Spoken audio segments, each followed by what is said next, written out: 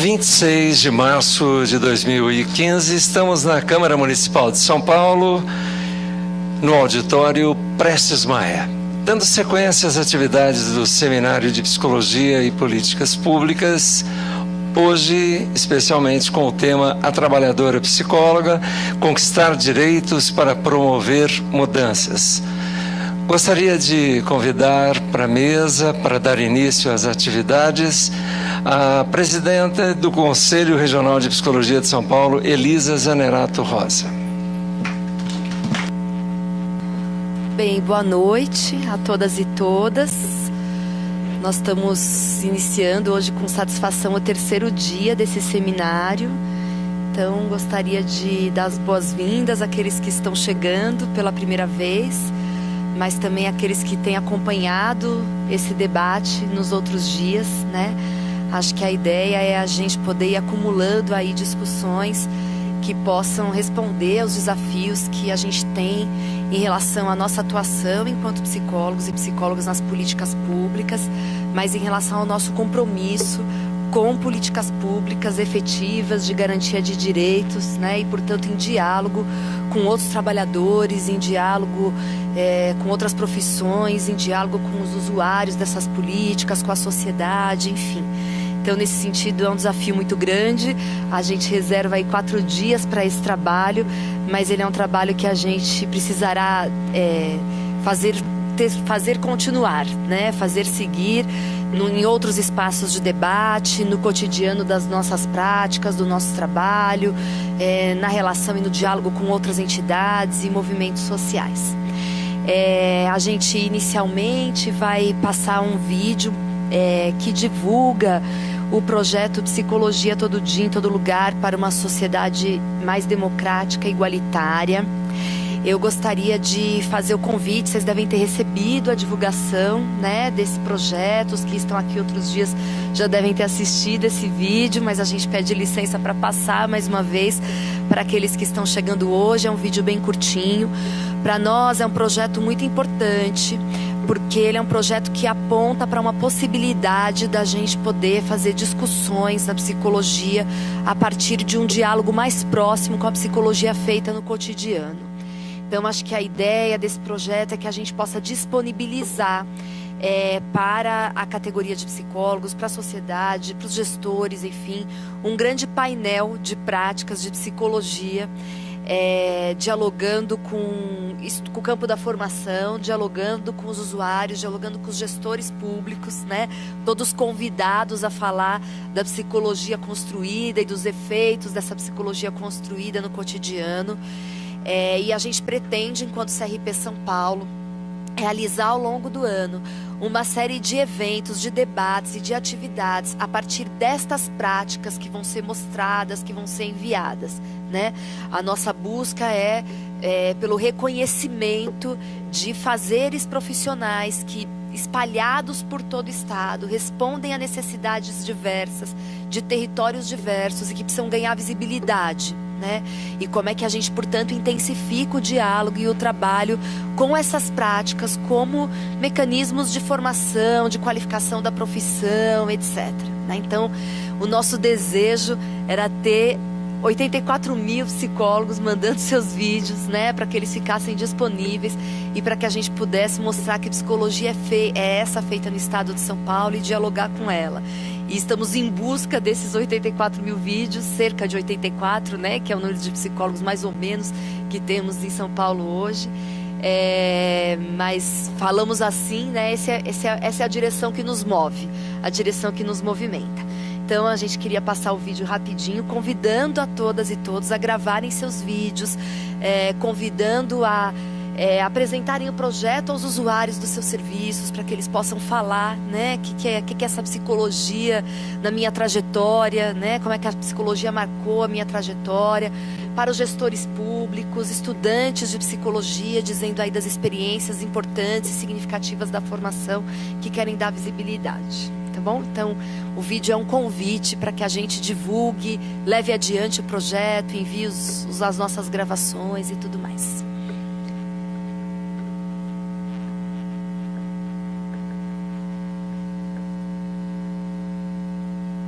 Eu sou Heloísa Ramos e estou aqui para trazer uma novidade do... Olá, eu sou Heloísa Ramos e estou aqui para trazer uma novidade do Conselho Regional de Psicologia para você. A psicologia tem se mostrado cada dia mais ativa na construção de uma sociedade mais justa e igualitária.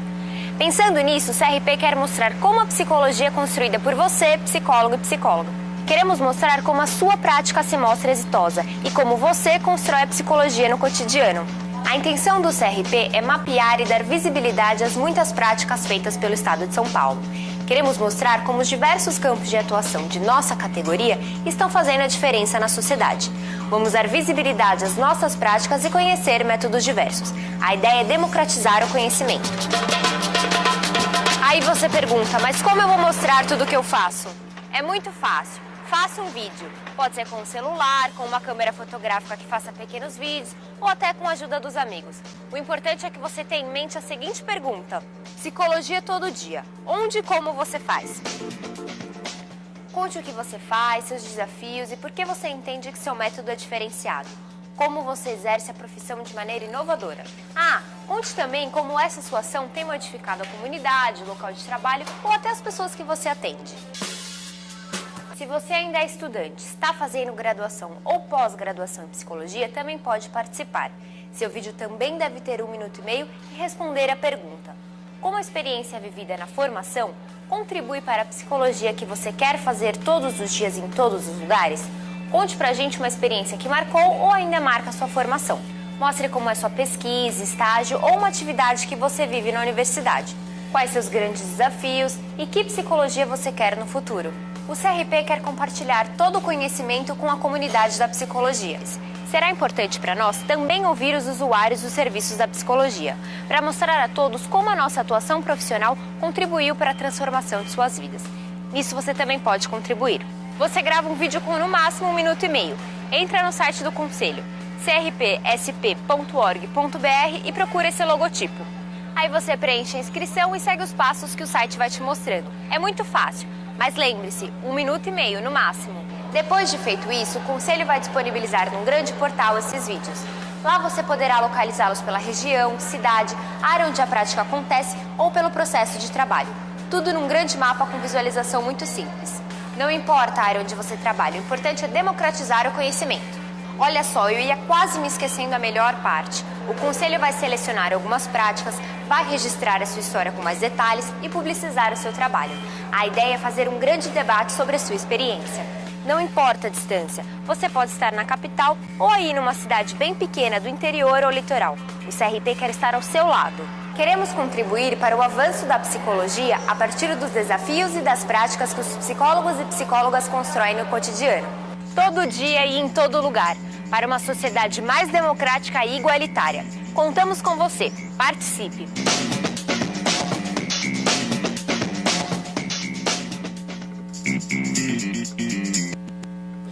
Bem, nós vamos então dar início à nossa atividade de hoje, que tem como tema, que traz para o debate a questão da trabalhadora psicóloga e o desafio da conquista dos direitos para promover mudanças. É muito importante a gente reconhecer que quando a gente pensa a nossa implicação na construção de políticas públicas de garantia de direitos e o nosso posicionamento na defesa intransigente de políticas públicas de garantia de direitos, a gente precisa também reconhecer as condições sob as quais o nosso trabalho se realiza no campo das políticas públicas. E esse trabalho se realiza sob condições que marca, na verdade, condições de muitos trabalhadores, né? Estamos nas políticas públicas, na condição de trabalhadores, ao lado de outros trabalhadores, que têm também, muitas vezes, seus direitos não garantidos, né? E isso, sem dúvida, tem implicações importantes para a psicologia que a gente pode fazer, para o modo como a gente pode realizar uma atuação profissional que responda efetivamente às necessidades da população. Então, tem sido muito importante a gente qualificar esse debate sobre a nossa condição profissional, sobre a nossa condição enquanto trabalhadores, no sentido de evidenciar o modo como a gente precisa avançar também nas condições dos próprios trabalhadores das políticas públicas, para que tenhamos políticas públicas mais efetivas, né? A qualidade técnica e ética do nosso trabalho, a potência dos nossos serviços, ela tem relação com as condições de inserção que nós temos como trabalhadores no campo das políticas públicas, né? Isso não é um desafio simples, esse é um desafio muito complexo, porque nós estamos falando de condições de trabalho de psicólogos e psicólogas, mas nós estamos falando de condições de trabalho de trabalhadores psicólogos e psicólogas, né? E de trabalhadores, portanto, neste contexto, neste momento da nossa história, né, em que uma série de desafios estão postos em relação à conquista da possibilidade de um trabalho digno, né, de um trabalho em que os próprios direitos dos trabalhadores estejam respeitados.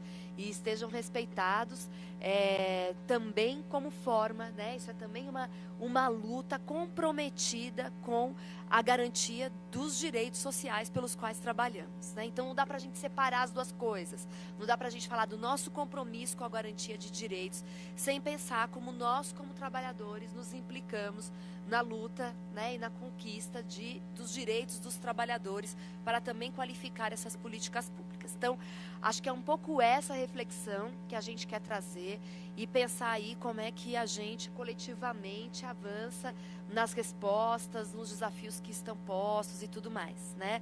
Essa é uma luta que só se faz enquanto luta coletiva, enquanto luta militante dos próprios trabalhadores, né? E por isso a importância da mobilização e da discussão dessa questão. Eu queria chamar para compor essa mesa, e quem vai coordenar os trabalhos é a nossa querida conselheira Sandra Helene Espósito, que tem coordenado no CRP São Paulo um núcleo, um coletivo de colaboradores, de conselheiros que tem pensado essas questões do mundo do trabalho, né? E tem pensado como é que o nosso compromisso com a qualidade técnica e ética do exercício profissional precisa dialogar com essa questão das condições de trabalho, e como é que fazemos isso ao lado de outras entidades que têm este lugar social, né, de luta por melhores condições de trabalho. Então, a Sandra tem acompanhado essa discussão no Conselho, tem coordenado essa discussão no Conselho e, por isso, vai aqui conduzir os nossos trabalhos. Queria chamar o Arthur Lobato Magalhães Filho, que vem lá de Minas Gerais. Gostaria desde já de agradecer a possibilidade de tê-lo conosco, né, de ter vindo até aqui. O Arthur é psicólogo, há mais de 10 anos desenvolve projetos de saúde do trabalhador em parceria com sindicatos, é coordenador do plantão de atendimento às vítimas de assédio moral. Nós vamos ter nessa mesa também a Andréia de Couto Garbim.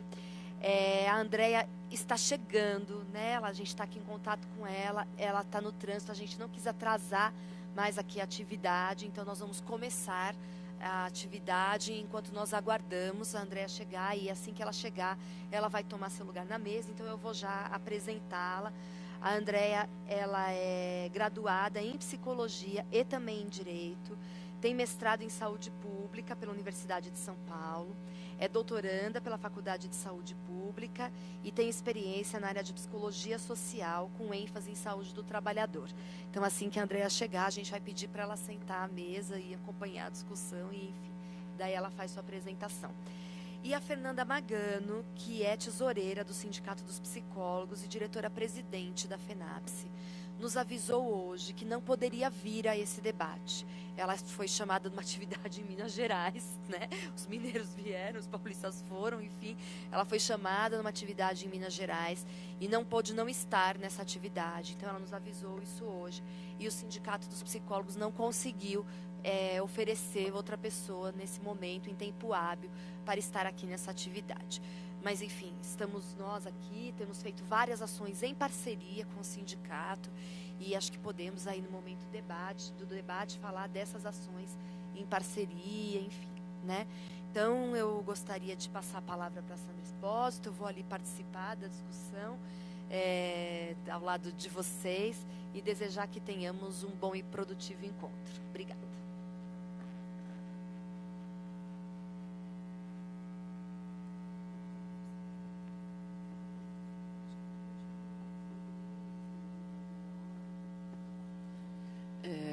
Boa noite a todas e a todos. Queria agradecer a apresentação carinhosa da Elisa, né, e dizer que é com muito orgulho que fazemos parte hoje do Conselho Regional de Psicologia de São Paulo, né, nas discussões das demandas pertinentes à nossa profissão, né. E como parte dessas atividades, né, organizamos esse seminário e organizamos este debate em específico, né, que diz respeito ao mundo do trabalho. Queria agradecer de antemão a presença do Arthur, né? Uma grande honra tê-lo conosco, né? Também já agradeço a presença da André, que está chegando. E antes de começar, eu queria só fazer uma pequena contextualização acerca do tema desta mesa, né? A trabalhadora psicóloga, conquistar direitos para promover mudanças. Esse título, ele revela para nós duas questões que estão embrincadas quando pensamos no mundo do trabalho da psicologia, né? As questões que envolvem a conquista de direitos e a manutenção desses direitos no âmbito trabalhista e social. E um outro atravessamento é a questão de gênero, ao termos um dado bastante objetivo de que 89% dos profissionais de psicologia são mulheres, tá? Esse dado não pode mais ficar invisível e é a partir dele que eu vou começar a discutir que não né, esse fato não é por acaso, não é gratuito, ele tem uma história, e essa história ela revela alguns aspectos que dizem respeito à construção histórica, né, da divisão sexual entre homens e mulheres, né, que também gerou a divisão sexual do trabalho, né, na sociedade capitalista pós-revolução industrial, né. Homens e mulheres foram alocados em diferentes funções e tarefas a partir de uma similaridade com os seus supostos atributos de gênero e sexo, né, reproduzindo no âmbito do trabalho, né, as relações hierárquicas e subalternas que já vigoravam no âmbito da sociedade patriarcal entre homens e mulheres. Então, né, o mundo do trabalho, no capitalismo pós-revolução industrial, vai refletir, né, a divisão sexual, né, do patriarcado, no modo como as ocupações e profissões vão sendo delineadas, né. Nesse sentido, obviamente, que o trabalho para as mulheres, né, vão estar delimitadas, né, as funções de cuidado, né, com o viés educativo, né, vão estar voltadas para intervenções no campo afetivo, cognitivo, psicomotor, né, que são, né, os espaços históricos destinados às atividades femininas. A psicologia se constitui uma profissão que trata dessas questões, né? Na divisão sexual do trabalho, né, as mulheres foram para esse campo e foram cuidar do que já cuidava, né, historicamente na divisão sexual, né, da sociedade. Só que a consequência disso é que esta hierarquização que já ocorria no âmbito da sociedade patriarcal também ocorre no mundo do trabalho, fazendo com que a mulher, então, também seja subalterna, também tenha uma subalterna no mundo do trabalho, tenha uma condição de trabalho precarizada, menor remunerada, né, quando não invisível. Quando não, o trabalho da mulher, por exemplo, do lar, né, não é nem considerado trabalho, é considerado obrigação, né, e esse trabalho, né, vamos dizer assim, estrutura uma lógica da sociedade e se torna invisível. Então, o mundo do trabalho da mulher, né, é um mundo também do lar, né, e isso é esquecido o tempo todo. Bom, então, a gente não pode falar das condições de trabalho, né, da psicologia no Brasil sem fazer o atravessamento do gênero. Porque as nossas condições de trabalho, né, por sermos uma profissão predominantemente feminina, considerada uma profissão predominantemente de mulheres, é atravessado por essas questões, né, de precarização, de subalternidade e de menor remuneração. E é engraçado que mesmo os homens que ocupam esses espaços sofrem as consequências da feminização da psicologia, né? Porque mesmo que homens façam as atividades, né? Boa noite. A gente já te apresentou, já te agradeci, eu só estou terminando aqui. Então, mesmo os homens que estão na posição de psicólogos sofrem as consequências da feminização, né, do trabalho, da psicologia, na medida em que essas condições elas são próprias do tipo de atividade que é realizada. A atividade é feminina, né? A atividade feminina vai sofrer essas consequências no mundo do trabalho, estando ela sendo realizada ou não por homens, em vários contextos. Então, não dá para pensar o mundo do trabalho hoje, da psicologia, sem um atravessamento de gênero. E aí, uma última questão, né, que se soma a isso é pensar o mundo do trabalho conjunturalmente hoje, né, no momento em que há um mundo do trabalho extremamente precarizante, né, um mundo do trabalho que é pautado por um desemprego estrutural, pela informalidade de muitas relações de trabalho, né, pelo adoecimento cada vez maior, né, desses trabalhadores, inclusive do âmbito psicológico. Acho que depois, né, a Andréia e o Arthur vão falar um pouco mais sobre esse aspecto que incide, né, na subjetividade do trabalhador de maneira geral e da psicologia em particular, né. Os estudiosos, né, que a gente tem consultado, que nós temos levado como referência nas nossas discussões sobre o mundo do trabalho, né, vão revelando para nós essa interface da psicologia com essa situação de precarização. Por exemplo, nós temos o estudo feito, né, pelo Conselho Federal na gestão anterior a esta, que diz respeito a quem é o psicólogo brasileiro, né? Esse estudo revelou uma coisa muito importante, que é que 40% desses profissionais estão atuando na esfera pública, tá? E a tendência é um crescimento maior disso, seguido, né, por 35% no setor privado, 25% no terceiro setor. O terceiro setor, inclusive, hoje fazendo parte das políticas públicas, né, no processo de terceirização e de quarteirização, né, que vai formando este quadro que são as condições de trabalho dos psicólogos nas políticas públicas. Um trabalho, né, cada vez maior. A psicologia está nesse espaço se consolidando e se desenvolvendo, né, enquanto profissão. Acho que o crescimento quantitativo de psicólogas e psicólogos no Brasil só é possível historicamente, né, por causa dessa inserção. Ontem a Graça falou bastante sobre isso, né, na discussão da formação e das políticas públicas, né. Mas como são essas políticas públicas? Elas são atravessadas por quais fatores, né? E que isso vai incidir diretamente no trabalho, né, de nós profissionais que estamos lá.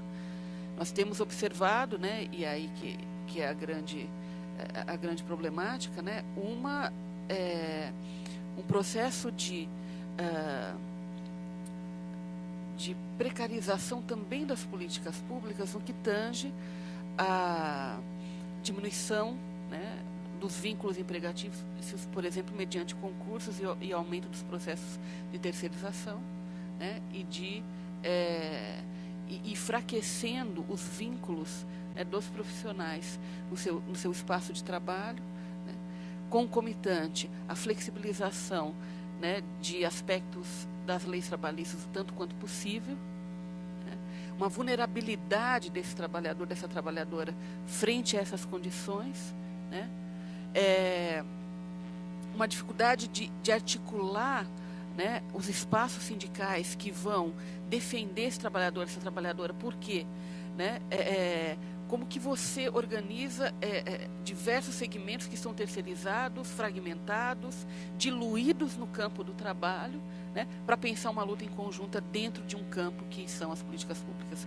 Né? São desafios, né, extremamente complicados de se articular. Nem vou discutir aqui, né, a configuração sindical na sociedade capitalista hoje, né, e o enfraquecimento da força, né, dos sindicatos em alguns espaços de luta.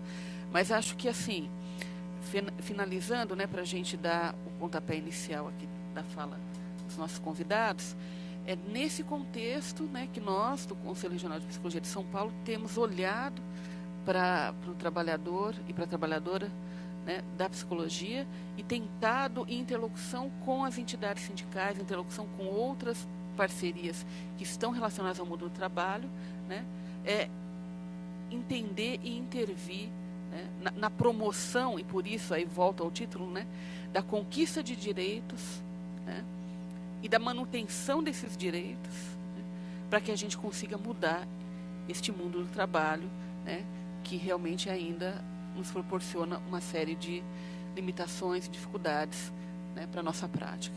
Então, fechando a minha fala, né, eu gostaria então de rapidamente definir aqui quem vai falar primeiro, porque a gente não fez combinado.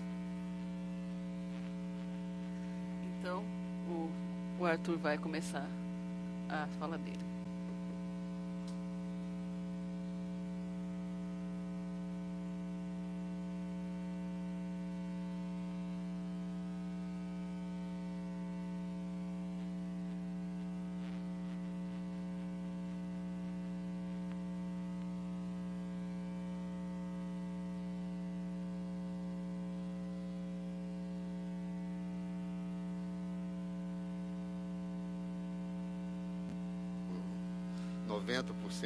composto de mulheres, né? Então acredito que todas as minhas companheiras já devem ter participado de mesa, né? Falando do psicólogo, sendo que a mesa era de psicólogas. Mas a questão do gênero para mim é tranquilo, porque eu me considero igual todas as psicólogas aí, porque todos nós somos explorados, todos nós somos força de trabalho, todos nós somos mão de obra barata, todos nós somos pessoas que lutamos pela dignidade da nossa profissão. Então, acho que nós estamos juntos nessa questão de gênero, porque o mundo do trabalho é um mundo aí, que nós vamos debater isso, que a questão do gênero passa por tudo que a Sandra falou. Mas no mundo do trabalho também, a gente vê que o autoritarismo, a exploração, a humilhação, o tratamento que o trabalhador recebe por parte das chefias é o mesmo, tanto para o homem quanto para a mulher. Então, acho que nós estamos em pé de igualdade aí nessa condição, sabe? Queria parabenizar, assim, ao CRP São Paulo por esse evento, assim, casa cheia, né? Eu falei assim, pô, se fosse lá em Belo Horizonte, na Câmara Municipal, quinta-feira, 8 horas da noite, já tem uma meia dúzia de gato pingado, mesmo que a gente tivesse aí indo nas escolas e tudo, porque mostra realmente que tem que ter um interesse maior na nossa profissão. Eu preparei aqui um PowerPoint, mas antes eu queria dizer também que eu fiquei muito emocionado com a apresentação do grupo de teatro, porque, assim, uma coisa que nós nunca podemos perder, gente, é a nossa emoção, a nossa sensibilidade. Nós temos que ser duros, nós temos que ser distantes em certas situações, mas no ambiente desse aqui de debate, de seminário, é hora da gente também se emocionar um pouco, né? Eu achei muito bonito o trabalho do pessoal. E eu acho que o interessante aqui no dia de hoje, eu até preparei um PowerPoint, eu não sei como é que vai ser a apresentação, mas é o seguinte, antes do PowerPoint, que eu não queria chegar aqui falando, eu sou de Minas, eu faço isso e mais aquilo, tal, estou 10 anos. Acho que todo mundo tem curiosidade de saber, pois é, mas como é que foi esse início? O início não é a coisa mais difícil que a gente enfrenta? Então eu queria fazer uma introdução, dividir um pouco como é que foi esse início. Na realidade, eu fiz vestibular para psicologia em 76, né? Vai dar quase 40 anos. Mas naquela época a psicologia estava muito restrita.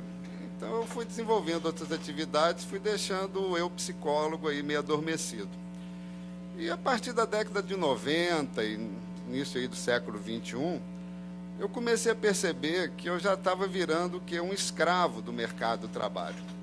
Eu trabalhava em empresa, eu não tinha horário para sair, eu não tinha horário para chegar, trabalhava sábado, domingo, feriado.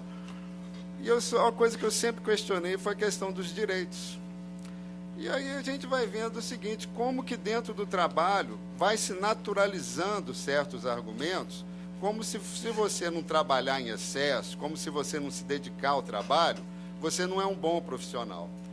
E aí a gente vai ficando com os cabelinhos mais brancos, né? Vai ficando cansado, vai engolindo sapo até não poder mais. Eu falei, não, a gente tem que fazer alguma coisa. E foi justamente quando aqui no Brasil aí começou a surgir essa questão, esse conceito, que acho que foi a grande ponta de lança aí, que despertou mesmo, acho que talvez os sindicatos, os movimentos sociais, e os próprios psicólogos, acho que poucos ainda no início, para a questão do mundo do trabalho. Afinal, que mundo de trabalho é esse que a gente está vivendo? E eu estou falando isso antes do advento da internet, hein, gente? Antes da gente estar conectado 24 horas. Mas que mundo do trabalho era esse? Que a gente era sugado, que a gente era tirado todo o nosso caldo, igual a laranja, jogado o bagaço fora.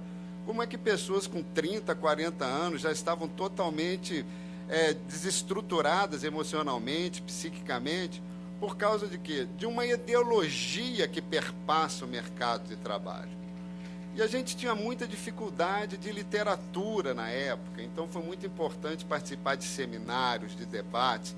Eu tenho que destacar aqui o trabalho pioneiro da doutora Margarida Barreto, do professor Roberto Eluane, que lançaram essa pauta no movimento sindical, assédio moral.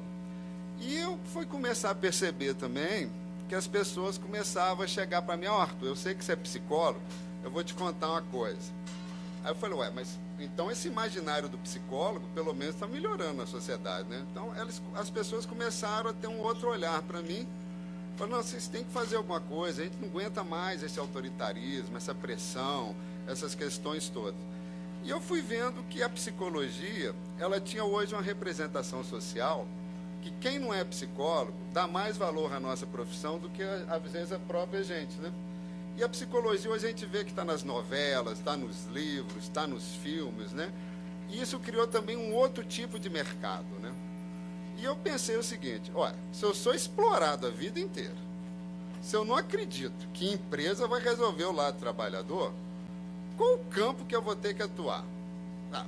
Surgiu aí Saúde do Trabalhador, Conferência do SUS, 90, Sereste, tudo. Opa, ali tem um caminho. Eu podia começar a passar algo? Já está. Beleza. Então, o que acontece?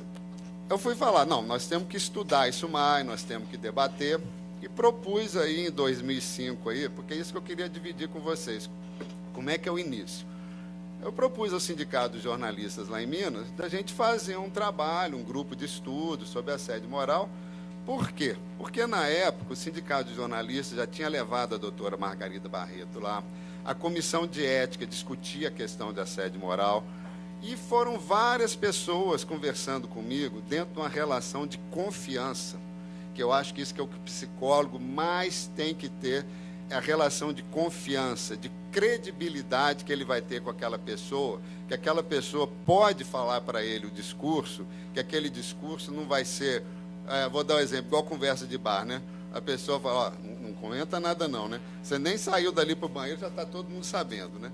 Então, essa questão da credibilidade, da pessoa começar a contar o sofrimento que ela estava vivendo, fez que eu falasse, não, gente, é o sindicato que vai ter que fazer esses negócios. E eu não sei se alguém já trabalhou para sindicato. Ou lugarzinho difícil, entendeu? Que nunca tem dinheiro para nada, e sei lá o quê, e como é esse trabalho aí, como é que é. Então nós vamos, se uma pessoa vier aqui denunciar assédio moral, nós já vamos pôr a foto dela no jornal, vamos pôr na pau. Eu falei, não, meu querido, é o contrário. Essa pessoa vai encontrar aqui um espaço de acolhimento.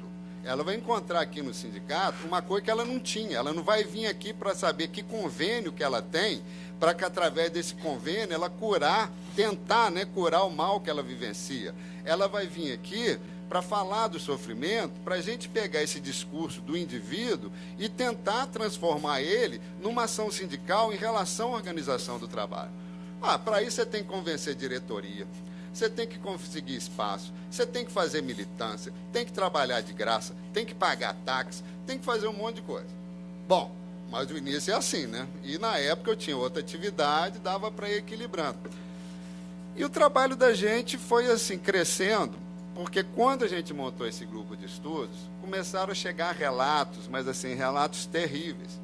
É de repórter que ganhou o prêmio ESSO de jornalismo, que era um dos maiores prêmios na época, e com a mudança da linha ideológica do jornal, o jornalismo investigativo que ele fazia foi tirado da política do jornal, e essa pessoa foi assim, só fazendo matérias banais, as matérias investigativas que ele fazia não eram publicadas, ou seja, todo um processo de desmotivação desse profissional até chegar ao ponto do diretor falar. E eu posso falar o nome dele, que ele é meu amigo, você me contou essa história tem uns 13, 15 anos, falou, não, Arthur, você pode falar meu nome lá, não tem problema.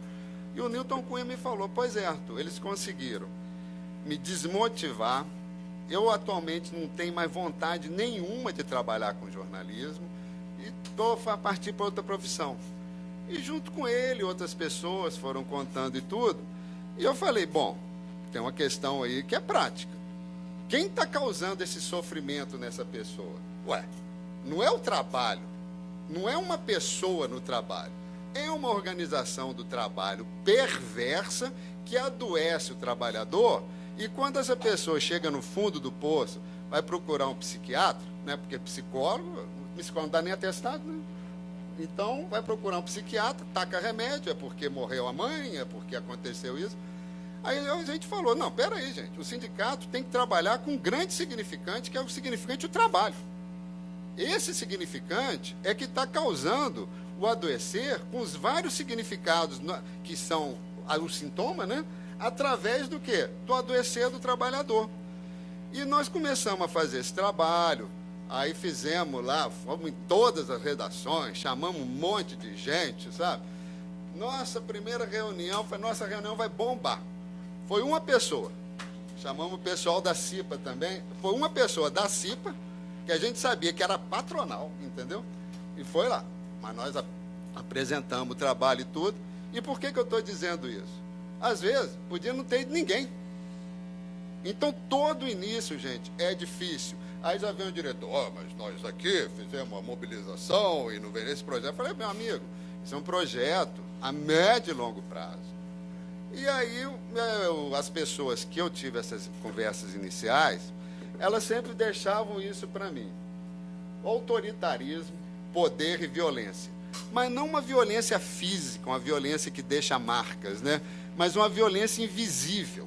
Aquela violência que vai destruindo a emoção, que vai destruindo a mente. E para onde é que essas pessoas descambavam? Para o alcoolismo e para o uso de drogas.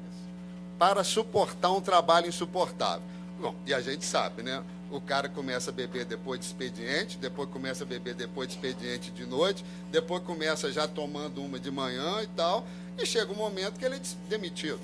A não ser algumas empresas, entre aspas, que ainda falam, não, você está com problema de alcoolismo, nós vamos encaminhar você ali para uma reabilitação. Mas, enfim, aí eu falei, não, então nós vamos fazer um cerco. Eu quero trabalhar no mundo do trabalho, por quê? Porque eu sou um cara açoitado pelo chicote do feitor, eu sei o que essa pessoa está falando, eu vivi isso também, entendeu? Tudo que você faz, chega do dia para a noite e não vale nada. Entram as pessoas mais novas querendo derrubar os mais velhos aí não querendo se entrosar com os mais novos. E por que isso é favorecido? Eu fui começar a perceber isso. Antes eu achava que o problema era o chefe de reportagem, o editor-chefe. Aí eu falei, mas que coisa? Vai mudando chefe de reportagem, vai mudando editor-chefe, a coisa só piora. Mas porque tinha uma organização de trabalho, com seus conceitos que aparentemente são invisíveis, mas são muito lógicos, que fazia com que o autoritarismo, o poder e a violência fossem realmente a grande forma de se controlar e dominar o trabalhador. Bom, eu já estava nessa também, né? Então eu falei, não, vamos pegar então. Aí eu trouxe agora um PowerPoint, né? Acho que eu já fiz a introdução, e eu queria crescer um pouquinho para a gente dar também, eu estou vendo que talvez tem muito estudante aqui, para a gente dar um subsídio, porque hoje talvez é até mais fácil a gente falar de saúde do trabalhador. Mas quando a gente falava saúde do trabalhador, ninguém entendia direito. Então, Quem for trabalhar, gente, é o seguinte, é militância, é lutar e depois conquistar direito. Fala, ó, meu amigo, eu já fiz aí o projeto, você está vendo como é que é, esse projeto é a longo prazo, a gente apresenta o projeto da diretoria, agora vai ter que ter um recurso mínimo. Porque, afinal, são duas coisas que eu falei assim. Bom, uma, o que o psicólogo pode fazer no mundo do trabalho? 2, quem vai pagar esse psicólogo? Né? Porque aí eu vou cobrar, então, do quê? Do cara que já está em sofrimento, já está no fundo do poço, fala, não, você pode vir aqui, R$100 aí, que é ser meu amigo e tudo. Não tem condição. E o sindicato, o que a gente vê? A gente vê uma crise do movimento sindical, que o movimento sindical se afastou da categoria. E quando a gente começou a trabalhar a questão do assédio moral, mas o negócio bombou. Então, o diretor do sindicato tem que entender que trabalhar a prevenção, ele vai abrir um novo campo do sindicato, da própria sindicalização, que as pessoas vão ver um sindicato atuante dentro do conceito de saúde do trabalhador. Então, que mundo do trabalho é esse, gente? Olha só os dados do Ministério Público do Trabalho, 2012. 700 mil acidentes de trabalho e doença ocupacional por ano no Brasil. 3 mil trabalhadores morrem. Nós estamos em 4º lugar, atrás da China, Estados Unidos e Rússia. Quais são as causas?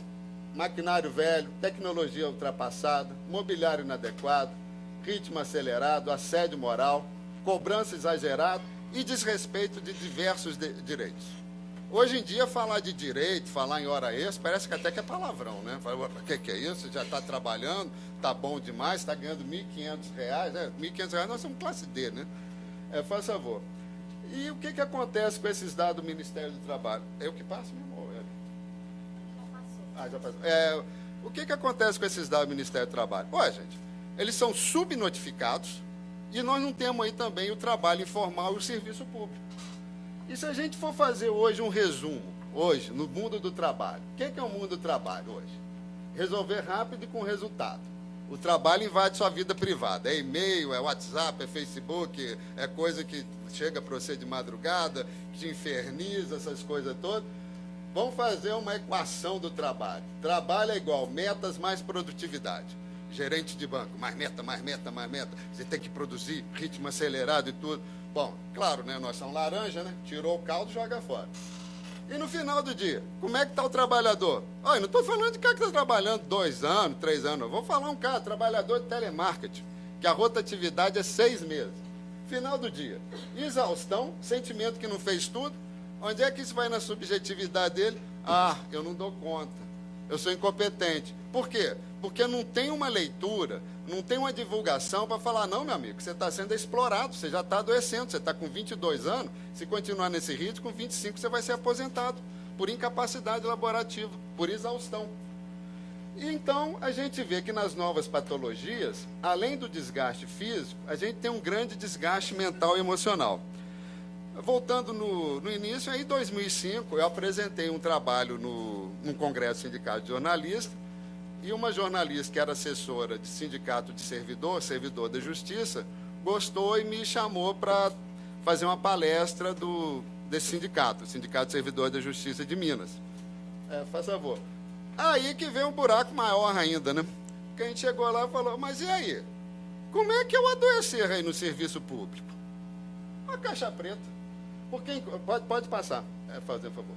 Porque encontro aqui que na iniciativa privada, dentro do mecanismo de controle social, bem ou mal, né? Existe, né? O Ministério da Saúde, o Ministério do Trabalho e Emprego, o Ministério da Previdência Social, o Ministério do Meio Ambiente, as câmaras técnicas, Sereste, Opa, e lá embaixo o quê? Sindicatos.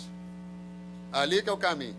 É igual o mineiro, né? Lá em Minas, lá, opa, ali que é a mina ali que eu vou escavar ali. Então, os sindicatos, eles fazem parte dentro dessa estrutura do controle social.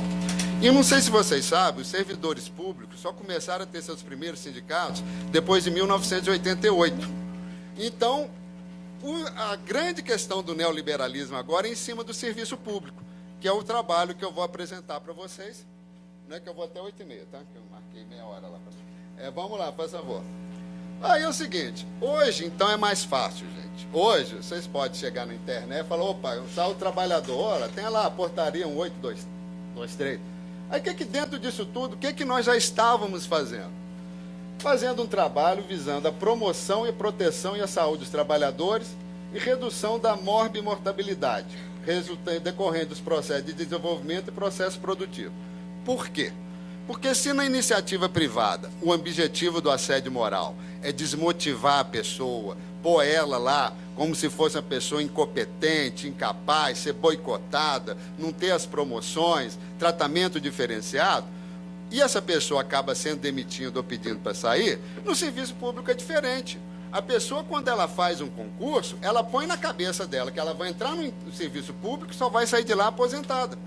Então, o adoecer no serviço público é muito maior e, além disso, o que acontece? Quando a pessoa chega no auge do desgaste, a própria família, em vez de apoiar, não, você é concursado, você já está com 40 anos, você vai fazer o quê da sua vida?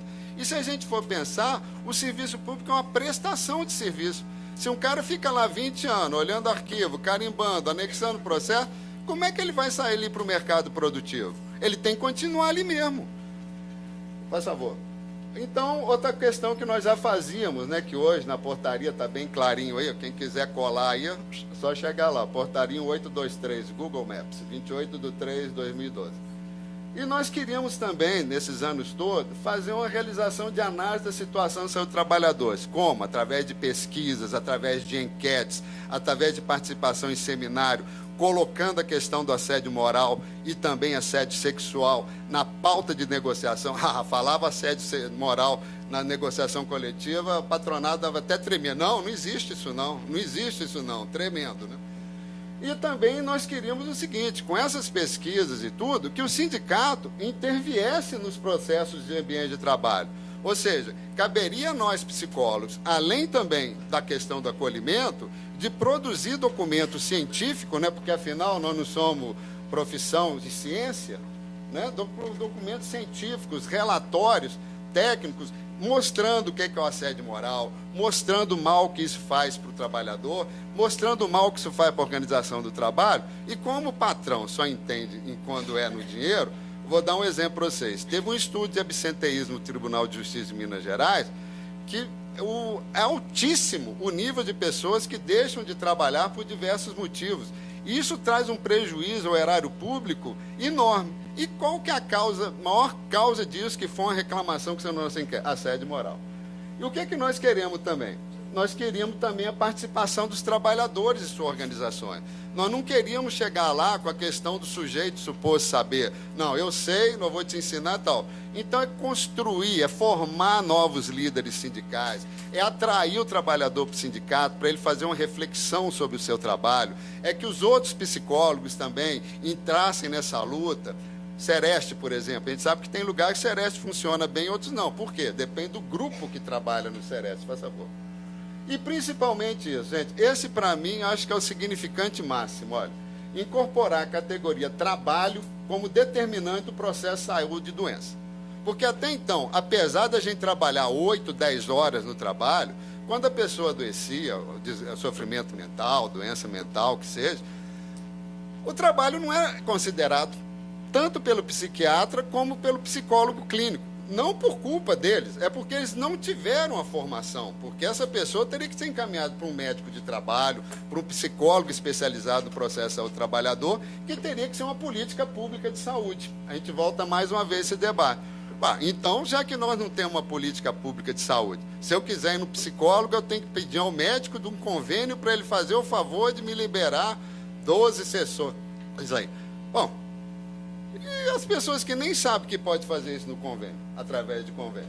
Então, nós entendemos que o sindicato tinha que assumir esse lugar. Aí é uma luta, que vai depender muito da diretoria, vai depender muito da demanda da categoria. No meu caso, eu dei sorte, vocês viram como é que é o processo? Uma reunião aqui, um seminário aqui, uma construção aqui, um convite aqui, uma palestra ali, outra ali, e esse sindicato tinha uma demanda, por quê?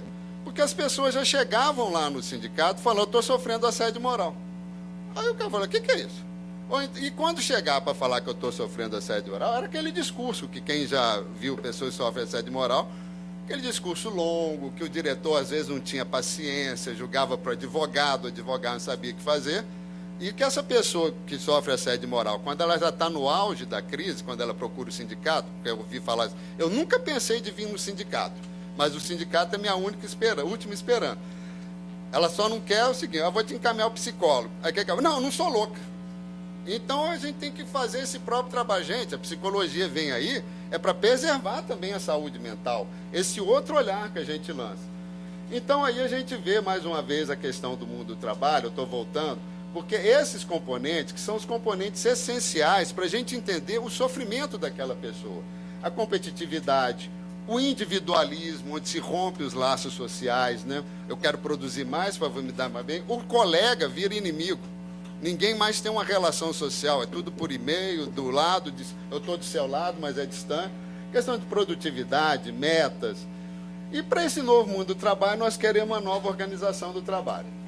Outra questão também que é muito importante é quando a gente analisa os trabalhos já referendados sobre a questão da psicopatologia e saúde mental. A gente vê as questões da precarização, os impactos na saúde mental, a questão da intensificação do trabalho pelo prolongamento de jornadas, o aumento da carga de trabalho, e que isso vai gerar o quê? Uma fadiga geral e mental. A pessoa é envolvida nesse mundo de trabalho e não percebe. Falta uma reflexão crítica, falta essa divulgação. Fala, olha, gente, o mundo do trabalho está assim e está adoecendo todo mundo. Só que para a empresa é cômodo. Acabou o caldo dessas laranjas, eu pego outra laranja nova, faz favor. E também é o seguinte... A grande questão, olha, eu estou pegando algumas outras coisas para a gente falar o seguinte, o assédio moral. Assédio moral, pressão hierárquica voltada à meta. Isso não pode ser um tipo de assédio moral? Que vai gerar ansiedade, cansado, medo de não dar conta, medo de perder o emprego, né? A Edith Seligman Silva tem esse trabalho maravilhoso, faz favor. E também a gente agora já tem acesso às novas patologias, o burnout, né, que você já conhece, com o esgotamento total. Mas eu não estou aí para fazer diagnóstico não, hein, gente. Eu estou passando essas questões porque é o seguinte, eu quero receber essa pessoa que sofreu burnout e entender que mundo do trabalho que ela viveu, que organização do trabalho que ela viveu, que causou esse mal-estar nela, para que a gente possa, a partir do indivíduo, trabalhar no coletivo. Faz favor. Nós temos a questão do estresse, né? A própria Mary Frances Rigoy fala que está relacionada a sobrecarga e má condição de trabalho. O Dijur, que quando lança a questão da psicodinâmica do trabalho, ele afirma a questão de satisfação e sofrimento gerado pelo trabalho. Faz favor. Tem aqui um exemplo da usina nuclear francesa, mas é muita coisa para a gente passar. E o Dijur deixa claro, né, que a questão da psicodinâmica do trabalho, que nós temos aí no Rio Grande do Sul, um trabalho excelente, né, da história de Dijur, é que o nível de satisfação, o sofrimento começa quando o nível de insatisfação não pode ser diminuído. E o sofrimento mental resulta da organização do trabalho. Então, quando esses grandes teóricos e pesquisadores internacionais, eles chegam colocando a questão ali em aberto, a academia brasileira tem que aceitar. Falar, realmente esse trabalho aí nós não podemos questionar, né? Porque até nisso nós somos questionados, né? Porque a gente vive às vezes, a gente vai em aeroporto, você só vê livro lá, o líder competente, como aumentar a produtividade. Você não vê nenhum trabalho, o trabalhador e seu sofrimento, né? Mas então é o seguinte, outra questão, o presenteísmo, né? O cara está doente, está com atestado médico no bolso, fala, se o cara me amolar hoje, eu vou mostrar o atestado, eu estou vindo trabalhando. Porque o ser humano, ele está tão condicionado ao trabalho, que tanto o homem quanto a mulher adoecer esse nome de fraqueza. Faz favor. Então nós estamos aí, o adoecer do trabalhador, o estresse, o burnout. Agora tem o assédio moral. E qual que é o problema do assédio moral? Faz favor. O assédio moral, ele é uma questão que envolve subjetividade, envolve violência, não tem como provar. Eu posso falar de assédio moral aqui, mas se eu falar uma palavra só, humilhação. Quem que nessa sala não foi humilhado pelo menos uma vez? Todo mundo. E qual que é o sentimento de quem é humilhado? A gente fica revoltado, magoado, não quer dividir essa questão. Então a humilhação vai causando esse mal-estar. Agora, imagina um ambiente de trabalho, meta, produtividade, exigência, tecnologia, atende o telefone, olha o e-mail, WhatsApp e tudo, ainda sofre assédio moral. Então o assédio moral, para mim, é esse mal-estar excessivo, né, que muitas empresas usam como método de gestão. E a violência moral não deixa marcas, a subjetividade de cada ser é único, e o sentido do nosso trabalho. Hoje em dia, quando a gente vai ser apresentado para alguém, o que é a primeira coisa que fala? Esse aqui é o Arthur. O que pergunta? O que você faz? Né? O que você faz é o seguinte, o que é o seu trabalho? Sua profissão eu já sei, quanto você ganha, o que é, quem que você é, quem que você não é. Finalizando, que eu ainda tenho 3 minutinhos aqui, faz favor. Então, eu vou deixar mais para o debate, né? A questão do assédio moral. Você vê que os sindicatos se encamparam. O Sindicato dos Químicos aqui em São Paulo tem um trabalho excelente. Sindicato dos Bancários, entendeu? Faz favor. Tem o conceito do assédio moral, né? Que é aquela conduta abusiva, intencional. Ele pode falar isso tudo, mas vamos pensar nisso. A pessoa ser humilhada, injustiçada e não ter como reagir àquilo.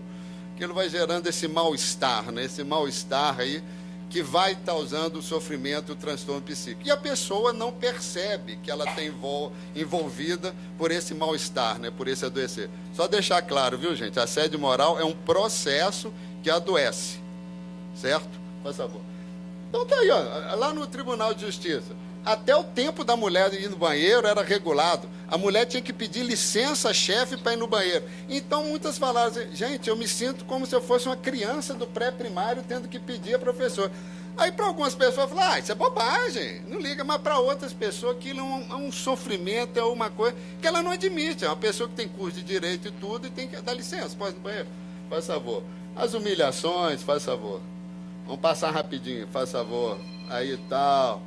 As consequências do assédio moral, na pesquisa que a gente fez, queda de produtividade, esgotamento. E a pessoa, quando mudava de setor, já chegava estigmatizada, porque o assédio moral é um processo cruel. A pessoa sai do setor, a pessoa que pratica o assédio já vai denegrir a imagem dessa pessoa lá. Por isso que o sindicato tem que combater essa organização do trabalho, faz favor. Então, estão aí algumas imagens que mostram bem como é que é a questão do assédio moral, né? Nós fizemos também algumas ações, faz favor, concurso de monografias, né, sobre assédio moral, com premiação, criamos um banco de dados, criamos um plantão sindical dentro da questão do acolhimento que eu falei. Então, o que eu falei? Não, vamos fazer um trabalho assim, eu faço uma formação de um diretor, de um advogado, e quando a pessoa procurar falando que está com problema de assédio moral, ela vai ser convidada a participar de um plantão sindical, não é atendimento clínico. Com saber do psicólogo, do advogado, do sindicalista, mas coordenado pelo psicólogo, que faria uma anamnese do trabalho, depois discutiria com a diretoria o caso e apresentaria soluções, faz favor. Então, esse trabalho nós estamos fazendo lá em Minas tem 8 anos, nesses 2 sindicatos, Sinjus e Sejusmi, que fiz também para o sindicato da Citraen, que é servidor federal, e o sindicato tem outro problema, né? Quando você convence a diretoria, demora 3 anos convencer a diretoria. Entra nova diretoria, já a primeira coisa que faz é cortar seu trabalho, porque era da outra diretoria. Não quer nem saber o que você fez, né? Mas enfim. Né? Então é isso aí, ó, o sofrimento da pessoa. É essa pessoa que nós vamos acolher, gente. Faz favor, pode ir passando. Ok, ainda tem um minutinho. E é isso aí, olha. Na questão do psicólogo acolhimento, eu vou acolher a pessoa em sofrimento. Eu não vou chegar lá dando um diagnóstico, você está com burnout. Não. Eu quero entender o seu sofrimento, eu quero que você entenda que o seu sofrimento está sendo causado pelo trabalho. O que você pode fazer, quais são as estratégias defensivas, entendeu? Faz favor. E o que chega na gente é aquilo, tristeza, choro, não consegue dormir, né? Só volta aquele iceberg, fazendo favor. O sintoma é ali, ó, né, gente? É a ponta do iceberg, né? O choro, a tristeza, a insônia, ataque cardíaco, que vai no médico, o coração tá ótimo, né? Agora, o que está ali por baixo é que nós vamos desencavando, né? O que nós vamos tentando simbolizar junto com essa pessoa, construir o texto dela, de forma que ela entenda, pelo menos, o que está acontecendo. Porque quem sofre assédio moral, o que ele fala? Eu não entendo o que está acontecendo, porque ela quer pensar na cabeça do agressor com a cabeça dela. Fala, não, o agressor às vezes é perverso, é psicopata, você tem que entender que você não pode agir com ele igual você quer agir comigo, uma pessoa normal, faz favor. Fizemos aí, ó, grupo de estudo, cartilha, matéria, canal de denúncia, corregedoria, fizemos experiência de comissão paritária. E outra coisa também que eu aprendi, gente, empresa só aprende com termo de ajuste de conduta. Quando o assédio pega e tal, o sindicato consegue, tem um advogado bom, consegue um monte de coisa, fazer uma intervenção na empresa, fala o Ministério Público do Trabalho lá, vai lá dar tremedeiro. É um grande parceiro nosso lá em Minas, viu, Ministério Público do Trabalho. E estamos tentando fazer também as rodas de conversa, né? Faz favor, trazer o trabalhador para o sindicato, para conversar sobre o trabalho, como se faz, o que pode ser feito, o que motivo. Mas é aquilo, é ligar para 200 pessoas para ir 1, 2, ligar pessoalmente, né? Mas isso não pode ser uma forma de desincentivar, porque essas 2 que estão indo lá, essas 2 ali estão representando ali, vocês não imaginam a ajuda que o sindicato está fazendo. Então, esse convencimento da diretoria do sindicato também, que isso é um projeto a médio e longo prazo, é essencial, faz favor. E por incrível que pareça, uma coisa que eu não acreditava, já encerrando, tá, um minutinho, nós conseguimos lá em Minas, com a ação do sindicato, criar uma lei que combate o assédio moral no serviço público. É uma lei complementar, e é o seguinte, é uma questão de lei, é o seguinte, tem o tal de vício de iniciativa, né? Essa daí foi feita uma articulação com o vice-governador, com o deputado, entrou numa pauta lá de um monte de coisa lá que os sindicatos estavam pedindo, e o assédio moral passou, faz favor. E depois o que acontece? Tem que ter o que? A regulamentação da lei, né? Então essa lei foi regulamentada, e hoje dentro do Tribunal de Justiça de Minas Gerais, juízes e diretores dos 3 sindicatos da categoria se encontram numa paritária para debater juntos a questão do assédio moral. Inclusive, esses juízes estão recebendo formação e cursos do próprio Tribunal de Justiça para saber o que é o assédio moral. Igual também eu vejo nos TRT, né, o TRT do Rio Grande do Sul trouxe o Deju e a Mary França Irigoyen para pegar aqueles negócios, igual jurisprudências, né? Então a gente está vendo que agora já tem um terreno, mas é um terreno para a gente pegar a enxada, escavar e tudo mais, faz favor. E é isso aí, gente. Olha, as 3 questões: prevenção, mediação, ação sindical e o acolhimento. O acolhimento é nosso, aquele lugar, aquele espaço, aquele lugar que a gente vai criar, a gente, psicólogo, vai criar para esse portador de sofrimento mental. Acho que é isso aí, pode passar a última. Muito obrigado, eu quero agradecer a todos essa oportunidade de dividir com vocês meu trabalho. E somente a prevenção, o debate, né, igual nós estamos fazendo, o esclarecimento, podem cortar esse mal pela raiz. Porque enquanto houver assédio moral, tem a adoecer o trabalhador. Muito obrigado a todos.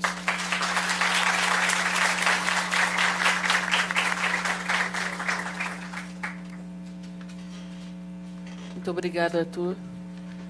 É muito importante sua fala. E espero que suscite bastante debate. Mas, enquanto isso, eu queria avisar, né, que esse evento está sendo transmitido online. Né, então, é possível que tenham pessoas assistindo, né, espero que tenha pessoas no mundo inteiro assistindo a gente.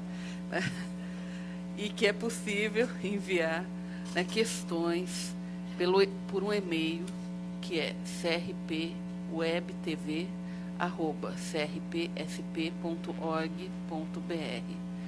Esse e-mail é o e-mail institucional do CRP São Paulo, que vai estar recebendo essas questões. E aí esperamos que ao final do debate a gente consiga receber essas questões e tentar debater. Se não for possível, eu vou pedir, né, para o pessoal que está recebendo passar para mim, aí como coordenadora da mesa, que vou tentar, mesmo que não hoje, posteriormente dar um encaminhamento nessas questões. Também passar para os nossos convidados, se quiserem ajudar. Então, só repetindo o e-mail, crpwebtv, tudo junto, @crpsp.org.br. Então, passo a palavra agora para a Andréia. Obrigada. Boa noite a todas, todos. Queria primeiro me desculpar pelo atraso, né? Vim da jornada, né, inteira de trabalho hoje, de outra cidade, então acabei chegando um pouco mais tarde. Queria parabenizá-los pela presença, pela disposição de estar aqui, né, e nós podermos conversar juntos um pouco sobre esse tema. Queria também parabenizar o conselho, a Elisa, a presidente, a Sandra, que além de psicólogas, colegas, também amigas, então estou reencontrando. E queria também dizer para o Arthur, nós não nos conhecíamos pessoalmente, né? Mas eu já indico o seu trabalho para os alunos, porque é um trabalho inovador, pioneiro, muito interessante. Parabéns, também prazer estar conhecendo você e dividindo a mesa. Vou falar um pouquinho sobre também a minha experiência, né, como psicóloga da área do trabalho. Venho atuando principalmente na saúde pública, durante um bom tempo nos Centros de Referência em Saúde do Trabalhador, que são, né, os CERESTs que o Arthur citou, que são órgãos da Política Nacional de Saúde do Trabalhador, e que tem uma responsabilidade, né, de fomentar uma discussão sobre o mundo do trabalho e sobre as condições de prevenção, principalmente em relação ao adoecimento, também o reconhecimento dos problemas e acidentes e doenças que vão acometendo os trabalhadores e trabalhadoras aqui no Brasil. Acho que é importante a gente dizer, né, que falar do mundo do trabalho, né, significa reconhecer que nós convivemos com modelos de organização do trabalho diferentes, diversos, modelos que têm como objetivo, finalidade sempre o lucro, né, o atingimento de metas mais ousadas, né, em termos de resultados para as empresas. E essa lógica, né, de organização do trabalho, principalmente baseada num modelo taylorista, fordista e num modelo toyotista, né, duas escolas importantes aí da administração e da organização do trabalho, trazem para a gente o reconhecimento de condições que afetam a saúde, que adoecem, que causam sofrimento, desgaste nos trabalhadores e também mutilam, acidentam, né, e levam à morte milhares de trabalhadores no Brasil. Então, é uma realidade, falar de um mundo, de uma condição bastante degradante, né, de exposição aos riscos do trabalho que nós estamos submetidos, né, numa lógica de produção e resultados melhores em termos de lucro para as empresas. Essa lógica, né, do mundo privado rapidamente, né, vai sendo absorvida pelas instituições públicas e pelas diferentes instituições, de modo que se hoje nós discutimos, conversamos sobre características dessas organizações de trabalho, nós podemos pensar que elas dizem respeito ao universo aí de trabalho, tanto na área pública como na área privada, com as devidas, devidas peculiaridades, singularidades, né? Bom, eu queria frisar bastante uma condição que o toyotismo trouxe, né, para a organização do trabalho, que é a questão da flexibilização. E nós hoje vivemos e incorporamos essa lógica da flexibilização na nossa vida, né? E na empresa, no trabalho em geral, significa pensar que tudo pode ser flexibilizado, né? O processo produtivo, a jornada de trabalho, a remuneração, mas significa também a flexibilização de direitos, né? A discussão sempre em pauta da retirada, né? De uma condição de proteção e de segurança para os trabalhadores. Então, nessa lógica, né, de um trabalho flexível, de relações flexíveis, etc., nós podemos encontrar tudo aquilo que repercute negativamente na condição de saúde mental dos trabalhadores, né? Isso significa dizer que nós estamos, né, já foi citado, mas nós estamos permanentemente à disposição do nosso trabalho, né, com o uso das tecnologias. Nós atendemos o telefone, respondemos e-mails, mandamos mensagens, somos localizados, né, e também não temos mais uma limitação de fuso horário, nada disso, né? Nós precisamos dessa disponibilidade total do trabalhador para esse mundo, com essas características de que há uma rapidez, né, no processo de comunicação, né, e há uma demanda sempre atual e urgente no modo de responder para esse mundo flexibilizado, né? Essa condição, né, de disponibilidade para o trabalho, que envolve, então, uma disponibilidade de jornada, uma disponibilidade de horários propriamente dito, também traz uma dimensão da disponibilidade emocional, né, daquilo que as empresas, os empregadores esperam que é a apropriação da dimensão subjetiva do trabalhador para que o seu negócio, o seu empreendimento, né, a sua atividade tenha melhores resultados.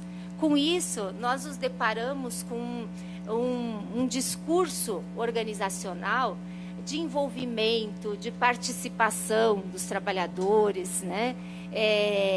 De um vestir a camisa, né? Um engajamento em relação àquele negócio, em relação àquele trabalho.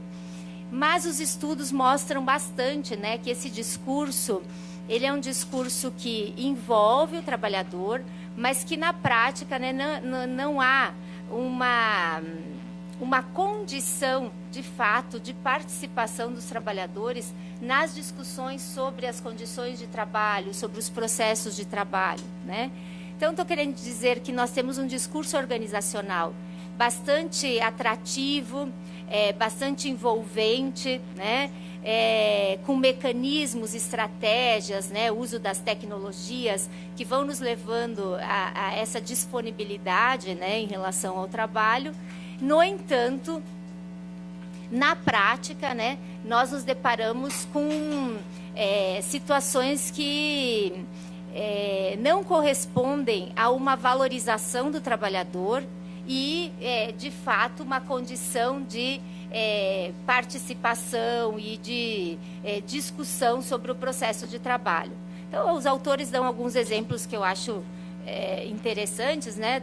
Temos uma colega lá em Santa Catarina que escreve sobre a participação no trabalho. Ela diz que no estudo dela a opinião sobre a cor da parede era considerada, né? Se escolhia uma tinta amarelinha, verdinha, azulzinha, né? Era considerado a participação do trabalhador, né? Nós não estamos falando desse tipo de participação, né? Estamos falando que a possibilidade de interferir, de alterar, de modificar condições de trabalho, podem levar a esse sentimento de valorização e de pertencimento do trabalhador naquela situação de trabalho.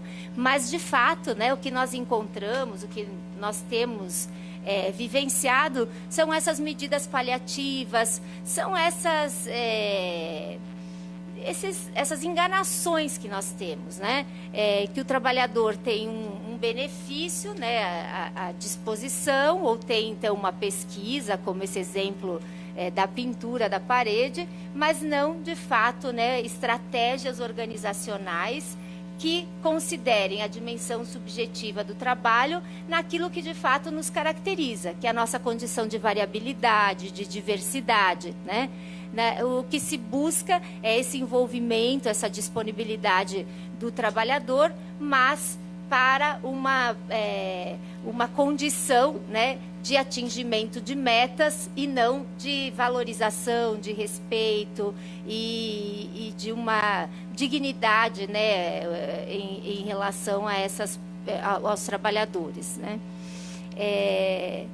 Acho que a Sandra fez uma apresentação no início bem importante para a gente pensar que essas condições de precarização do trabalho, elas nos afetam, né, numa dimensão imediata no mundo do trabalho, na nossa inserção, mas também na nossa vida, na sociedade, né?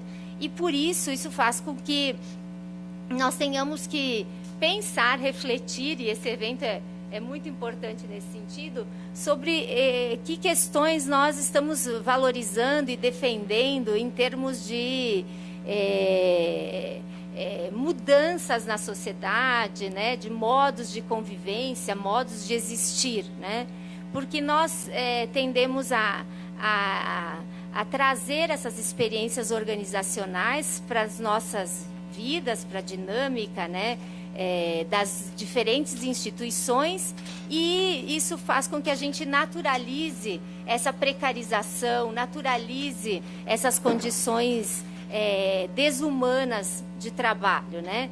Então, nós esperamos, né? Eu quero dizer que nós convivemos com um discurso e esperamos, aceitamos e até valorizamos aquela jornada estendida, a pessoa, né, que tem uma dedicação para o trabalho, vira à noite, né, atende todos os pedidos da empresa, responde independente do ambiente que se encontra, né, do ambiente familiar, assim, e responde para essas demandas que são demandas do trabalho, né?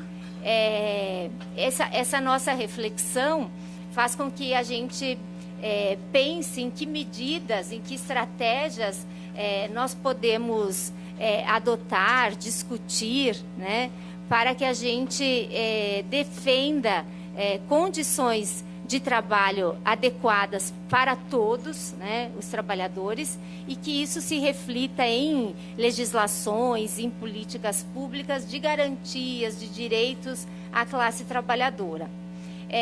Toda vez que nós falamos em saúde do trabalhador, né, e lembramos dos acidentes, das doenças, isso de imediato nos provoca o incômodo, né? O incômodo de pensar que alguém já adoeceu, que um acidente já aconteceu, que uma família já tem um impacto de um acidente, da perda de uma pessoa, por exemplo, de um trabalhador, né? E por isso, pensar nas medidas de prevenção, pensar na possibilidade de intervir nesse universo, né, da organização do trabalho e nesse universo adoecedor que precisa nos provocar também no sentido de combater práticas discriminatórias, práticas de violência psicológica, né, a nossa aceitação, né, a esses dados de adoecimento, de acidentes e assim por diante, né? Eu costumo sempre dar um exemplo dos acidentes aéreos, mas nem sei se hoje esse é um bom exemplo, que eu não ouvi muito sobre o acidente na França, né? Mas toda vez que nós temos acidentes aéreos, uma explicação muito rápida, no caso do acidente com o Eduardo Campos, isso foi imediato também, é que o piloto ele não cumpria com os requisitos necessários para voar, né? E ou que foi um erro dele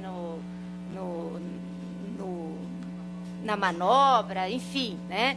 Então, eu quero dizer assim, nós muito rapidamente, né, buscamos uma explicação que é uma explicação culpabilizante, é uma explicação muito superficial para um problema, para um acidente, né, para a queda de um avião, que é um evento importante, né, que muitas coisas falharam, certamente, né, mas nós buscamos a explicação centrada nesse trabalhador, nesse indivíduo, né, e restringimos, limitamos a nossa compreensão de todo um processo, né,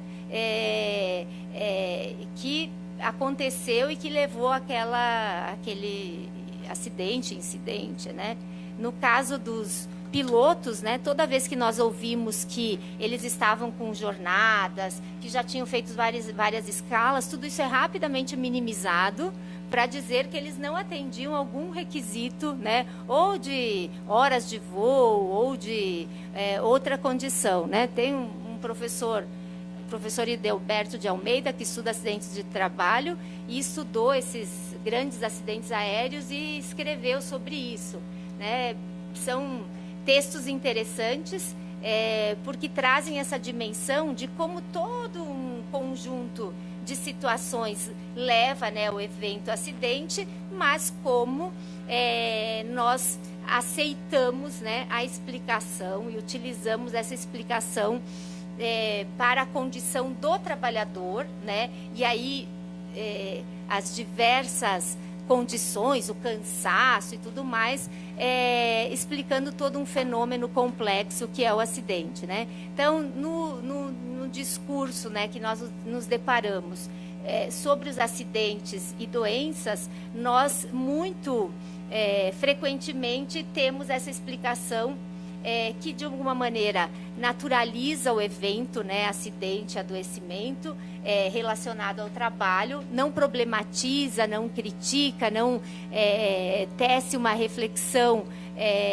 para as causas reais, para as condições reais de trabalho e identifica no indivíduo, no trabalhador, a condição aí do adoecimento, né? Bom, todos nós aqui podemos imaginar o que significa isso quando se trata de uma depressão, né? Quando se trata de um quadro, né, de sofrimento psíquico e como essa explicação culpabilizante, essa desvalorização do sofrimento, do adoecimento do trabalhador aparece, né, como rapidamente indicando que essa pessoa, indicando condições negativas, né, para o comportamento desse trabalhador, né? Então nós nos deparamos bastante com esse universo, né, de explicações que não ajudam, que não problematizam a situação do adoecimento, a situação do sofrimento relacionado ao trabalho, né? Bom, se nós valorizarmos mais esse discurso do sofrimento, né? Se nós tivermos mais escuta para essa dimensão que é a experiência de trabalho, né? A experiência concreta, cotidiana do trabalhador, nós veremos que muitos problemas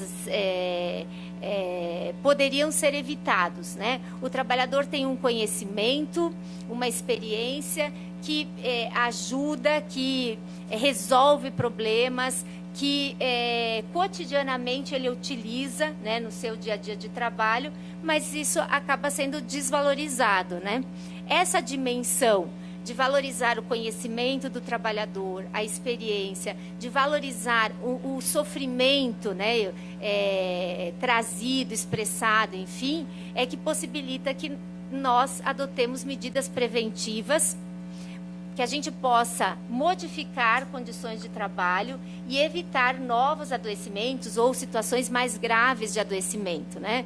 O Dejur, que foi citado também pelo Arthur, né? Ele foi um autor que estudou bastante ou escutou bastante, né, o sofrimento do trabalhador. E ele diz, olha, não é necessário que eu tenha um trabalhador afastado, não é necessário que eu tenha um trabalhador adoecido, né? Mas as queixas, as vivências dos trabalhadores possibilitam que nós pensemos sobre a condição de trabalho, né, sobre as mudanças necessárias para a condição de trabalho. Então, hoje, a gente tem atuado nas políticas de saúde do trabalhador, né, no sentido de chamar a atenção, né, provocar os profissionais de saúde para essa escuta em relação à demanda do trabalhador, além da doença e do acidente, né?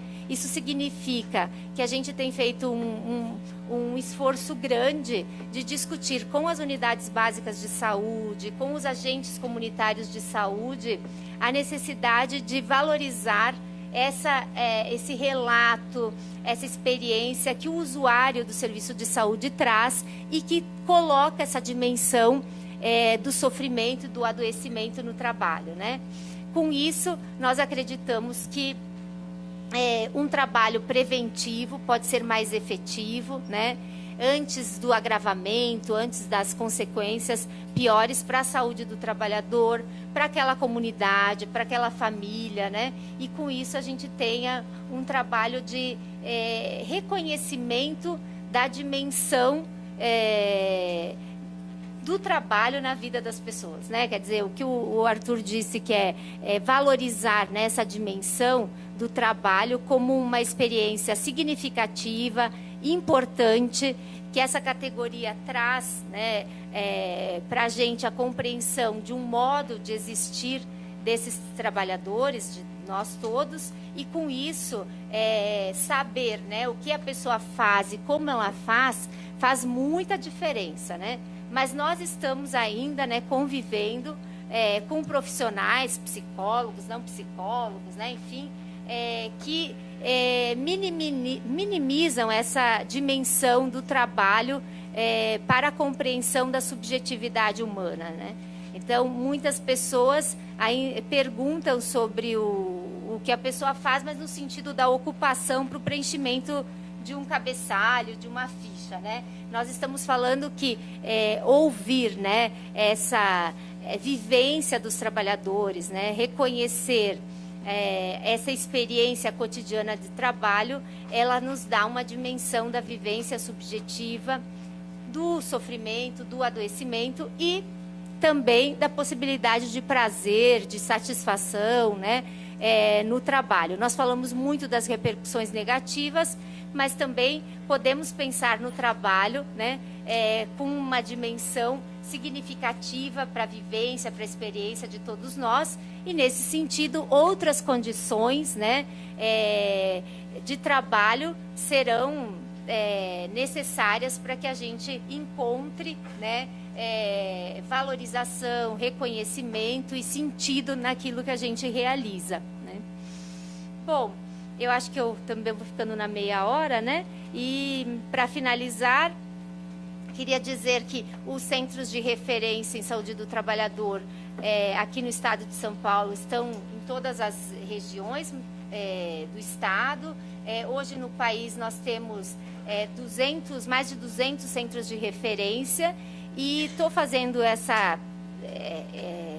esse destaque em relação aos centros de referência, porque acho que nessas instituições nós poderemos mais facilmente encontrar profissionais que lutam por melhores condições de trabalho e exercitam uma prática de atenção, prevenção e promoção à saúde dos trabalhadores, né?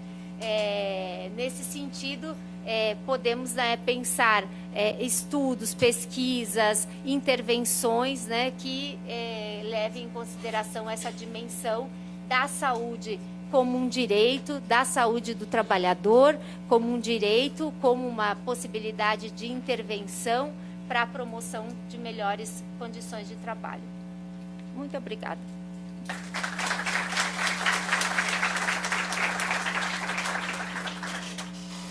Obrigado, Andréia. Obrigado, Arthur. A gente vai começar agora o momento, né, de abrir para o debate e para as perguntas.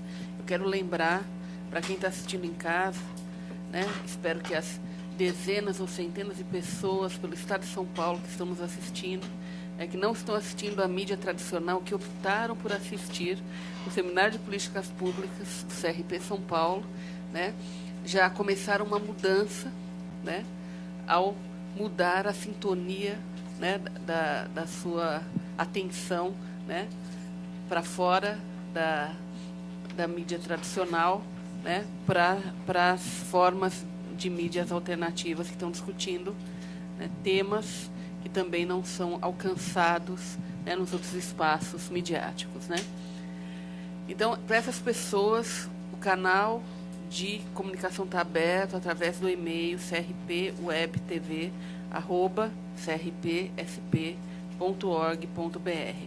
Nós já recebemos uma questão direcionada ao Arthur, da Miriam. Eu vou ler daqui a pouco essa questão, né? Ele já fez algumas ponderações para responder. Em seguida, eu vou abrir aí para os comentários e perguntas da plateia aqui presente. Lembrando que, para fazer essas perguntas, eu vou pedir para que vocês, né, se direcionem às extremidades da sala, que os nossos funcionários estão com o microfone para vocês fazerem a questão ou a ponderação.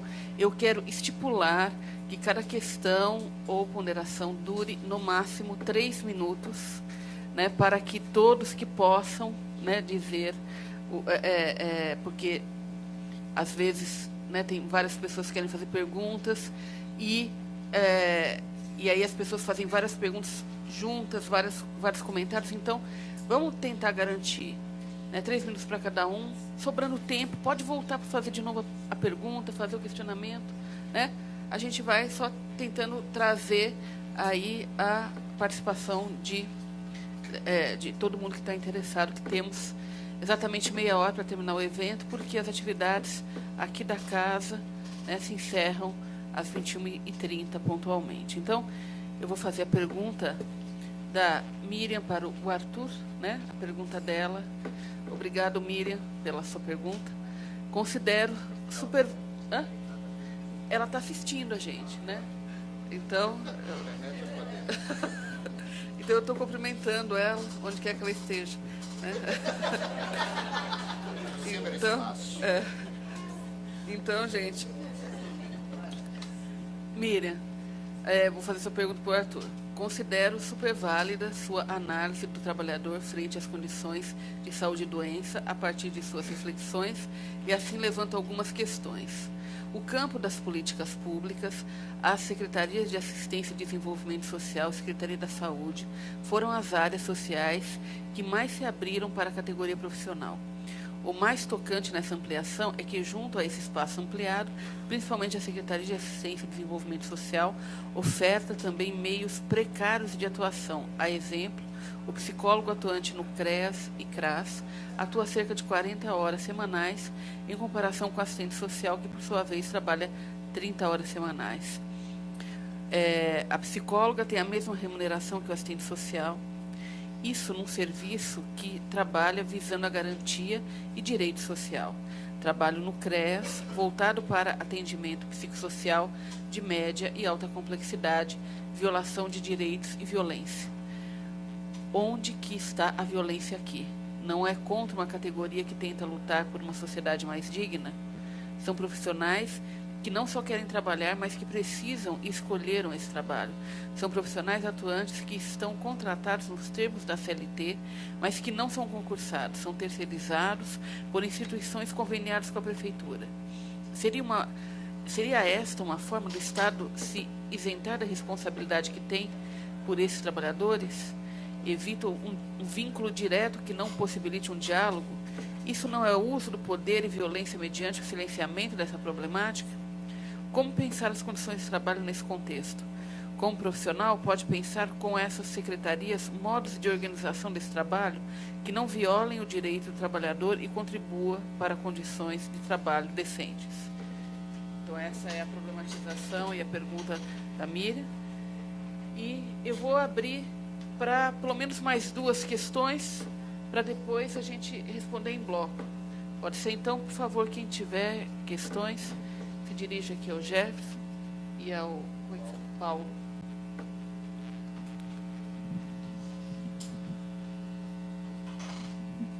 Boa noite. Boa noite. Meu nome é Vanessa Rosa.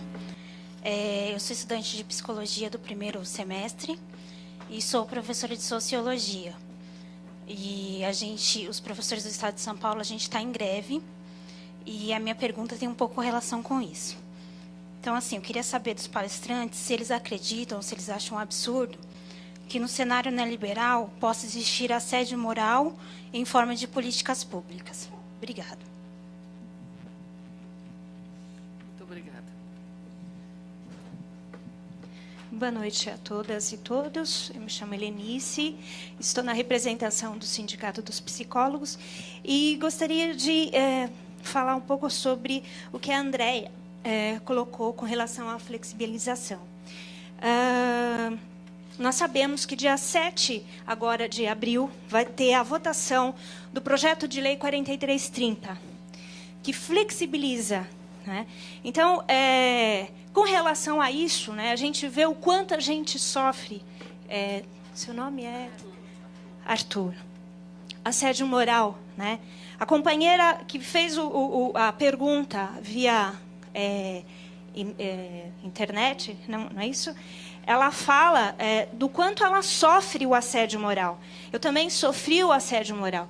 E uma das coisas que me fez eu me aproximar do sindicato é para romper essas correntes. A gente tem um Senado, né, e um Congresso extremamente conservador, que quer tirar os nossos direitos, né? Quando eu entrei para o sindicato, né, eu falei, bom, eu quero militar, né, eu quero mudar essas condições nossas. E aí, quando a gente pensa que a coisa vai seguir para frente, a gente começa a brigar por coisas que a gente já conquistou, né? Então, essa é uma briga que a gente vai ter que fazer contra as terceirizações, que precariza a mão de obra do trabalhador.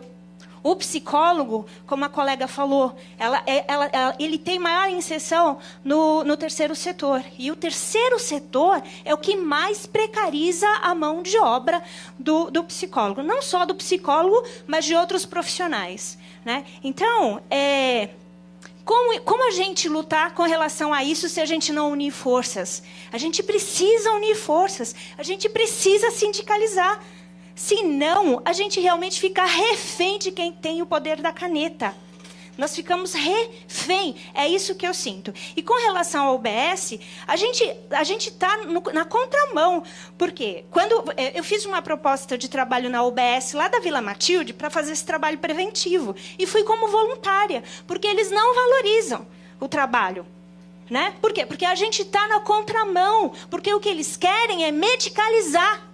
É entuchar remédio na população. E quando você vai com uma proposta de dizer, vamos fazer um trabalho preventivo, você é taxada de romântica. Infelizmente, é essa a realidade. Então, eu digo a vocês, nós precisamos unir forças. Por quê? Se a gente não unir forças, quem tem o poder da caneta vai nos tratorar.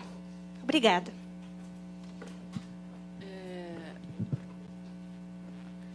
Bom,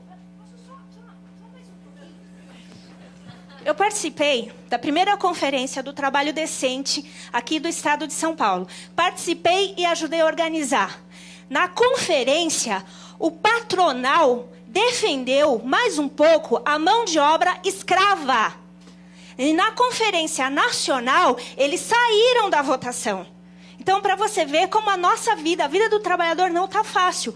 Patronal, se deixar, a gente volta a trabalhar como escravos. Então, é isso. Obrigada. Bom, temos 3 questões, né? 2 questões, na verdade, e uma colocação que acho que vale a pena a gente comentar. Tem mais 3 pessoas que querem fazer perguntas. Eu Tem online, porque eu trabalho na área social. Você quer complementar? Então, tudo bem a gente fazer? Então, vamos. Então, pode fazer. Meu nome é Priscila, eu tenho 27 anos, estou há 3 anos como efetiva, né, funcionária pública concursada no município de Taboão da Serra. Trabalho num CRAS e desde janeiro assumi uma coordenação de um CRAS. E venho de uma história curta, de 3 anos, né, mas já de militância, por incomodar, sofrer algumas transferências, né, porque eu comecei a ficar doente num lugar que tinha mais mofo do que tudo, chovia mais dentro do que fora. E aí comecei a fazer reclamações, falta de papel higiênico, falta de água, enfim. No ano passado, participei de uma greve, onde nós não tivemos direito de negociar os dias parados, né, perdemos, né, fomos descontados todos os dias quem participou da greve. E a reivindicação, além de um salário digno, é o dissídio.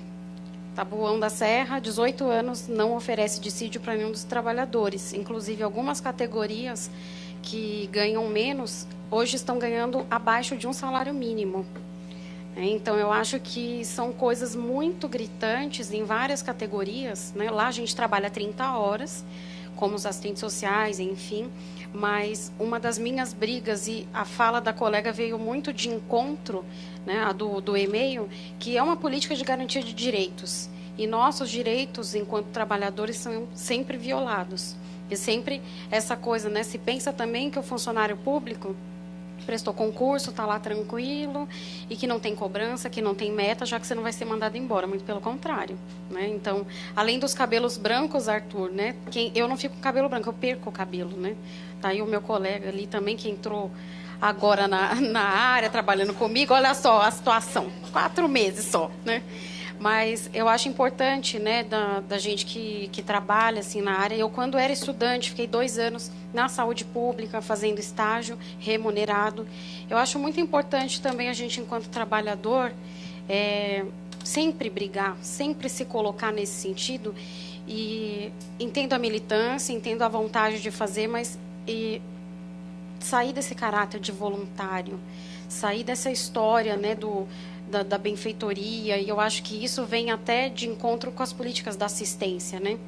E a psicologia, como se inseriu nesse meio, fica com essa coisa, ou é elitista, né, aquela coisa do divã, das madames que não tem o que fazer e vão lá fazer análise, que tem esse imaginário, ou então que a gente tem que fazer bondade, trabalhar de graça, né? São dois extremos absurdos. Então, eu queria fazer essas colocações e também pensar, né, aqui com os colegas, como que fica essa questão da remuneração do psicólogo? Porque aqui eu acho que todo mundo é da área, se procura para fazer uma terapia, o olho da cara, né? E aí você é trabalhador, você sente essa necessidade, seu salário não paga. E a formação também, quando a gente está na academia, ali na faculdade, a gente não imagina as coisas que a gente vai enfrentar lá na ponta, quando vira trabalhador. E não, a nossa formação não nos prepara, né, para isso. É uma formação que aliena para a realidade. Então, até quando isso vai ficar assim também? Alguns cursos começaram a mudar a sua grade no sentido de políticas públicas, mas é muito incipiente ainda. São currículos muito fracos nesse sentido, né? E te joga lá e você não sabe nem o que fazer. Eu acho que é muito importante a gente pensar também nessa questão da formação. Boa noite, sou Marisa Rangon, trabalho no terceiro setor, trabalho numa ONG com idosos. E só complementando o que a colega mandou online ali, além da assistente social trabalhar as 30 horas, ela tem um limite de acolhido para atender. O limite dela é 65. O psicólogo, se tiver 200, é um sozinho dos 200. Né? Aí entra 3, 4 serviço social e uma psicóloga. Então, existe muito mais coisas envolvendo aí. Temos hoje as ONGs estão tentando, né? As ONGs não, o sistema, estão tentando colocar para o psicólogo a responsabilidade de administrar medicamento para os acolhidos, onde não tem pessoal de enfermagem. Então, estão querendo colocar essa responsabilidade para nós. Então, assim, tem muito mais coisas envolvendo aí que está fazendo com que nós sejamos realmente massacrados dentro do próprio terceiro setor, que a briga é da qualidade, dignidade e um monte de coisa para a sociedade. Ok, vou abrir então para os comentários. Arthur, André, quem quer começar? Arthur, pode começar. Bom, lá em Minas tinha um psicólogo que trabalhava na televisão, o Antônio Roberto, né? Aí ligava para ele: ô doutor, eu briguei com meu marido, eu separo? Ele falou: não, separa sim. Então, era imediatista. Bom, eu não pratico esse tipo de psicologia, né? Então vamos fazer aqui uma reflexão. Acho que o que foi falado aqui é muito sério, mas acho que reflete toda uma realidade da nossa sociedade brasileira. Então o que eu vou dar é simplesmente minha opinião sobre as questões a partir da minha formação e tudo mais. Eu acho que a questão prática, eu acho que texto aqui que veio pela internet e o complemento aí das colegas foram muito importantes, porque se o objetivo nosso aqui é discutir a questão de política pública, acho que essas questões realmente elas trouxeram a essência do debate. E nós viemos aqui para debater. Isso aqui não é aula, para chegar quem está aqui em cima falando e quem está aí ficar anotando, concordando. Nós queremos essa participação, nós queremos diálogo, né? Essa relação dialógica, né? Eu só vou dar minha opinião, porque o que acontece? Eu vivenciei esse processo aí do caldo de laranja, em outras empresas e tudo, do bagaço, mas por isso que eu falei, não, agora eu vou trabalhar por projeto, que é muito mais difícil, por um lado, porque você tem que convencer as pessoas da sua atividade intelectual. E a atividade intelectual, assim, quantas horas eu demoro para fazer um relatório? Não é uma coisa chegar, copiar e colar, dependendo da gravidade do caso. Eu posso demorar um dia, dependendo da gravidade do caso, posso demorar uma semana, dependendo da gravidade do caso, eu vou ter que procurar uns amigos para debater o caso, para ter certeza se eu estou fazendo é a coisa certa. Porque eu estou envolvido ali com o ser humano. E o que acontece? Justamente o processo produtivo é o contrário. Você tem que fazer rápido e bem feito. Se você faz rápido e mal feito, para onde é que vai o processo? Para você. Se você demora para analisar, vem a chefia pressionando. Então, juntando isso tudo, gente, eu só posso falar uma coisa. para mim, a maior representação que existe do poder é o Estado. Eu não estou falando de partido político, é o Estado. Qualquer partido ambiciona o poder, ao chegar do poder é isso. Vai tratar todas as pessoas dentro de um processo neoliberal. A colega perguntou, a questão do processo neoliberal é isso. Vão tirar o concurso, porque quem é concursado vai trabalhar com a causa pública, vai ter estabilidade e vai poder fazer com que o seu trabalho seja feito do jeito que tem que ser feito. Com a terceirização, com a flexibilização, você vira um empregado de carteira assinada, tem que cumprir, vira um INSS. Você está lá, cabe essa um. Quer dizer, às vezes você não tem nem tempo para refletir sobre aquele discurso que você ouviu e já chega uma outra pessoa. Então, vou dar minha opinião, que eu conheço pessoas. Quem está trabalhando no serviço público, seja terceirizado ou concursado, é carne moída. Eu conheço amigo meu que trabalha esses tempos prisional, que não é nem o bagaço da laranja, o bagaço, às vezes o cara aperta lá, ainda sobra um caldinho ali, né? Dá para recuperar, você espreme lá, ainda dá um caldinho lá, dá uma sobrevida, né? Agora, não, é o quê? É máquina de moer carne, de moer emoção, de moer psiquismo. Aí a gente tem sempre a questão, e aí, o que nós vamos fazer? Bom, eu vou pontuar algumas questões. A colega do sindicato já falou, e vocês podem perceber que na fala dela, ela falou exatamente o discurso que eu ouço. Eu já não estava aguentando mais, procurei o sindicato. Se o sindicato não está atuando, vamos montar um grupo de trabalho, vamos forçar o sindicato a discutir essas coisas. Se a gente quer a mudança tem que partir da gente. E a gente não pode fazer, é uma coisa assim, minha opinião, tá, gente? Eu não sou dono da verdade, não. Eu acho que dentro do emprego da gente, dentro do trabalho da gente, que hoje em dia, não sei se vocês sabem, se você publicar no blog, no Facebook, um comentário sobre as suas condições de trabalho, talvez o que a colega falou aqui, que falta papel higiênico, que é isso, que é mais aquilo, você está sujeito a ser demitido. Porque você publicou uma questão que é do seu trabalho, e até uma amiga minha, Lídia Guevara, ela fala, parece que é o seguinte, quando você entra numa empresa, quando você entra numa instituição, você está entrando num outro mundo. As leis que regem o mundo aqui de fora não valem. Lá são as leis dele, pronto, é isso e acabou. E se você denunciar, você está demitido. Se você quiser fazer alguma coisa para melhorar, você é assediado. E o que eu falo?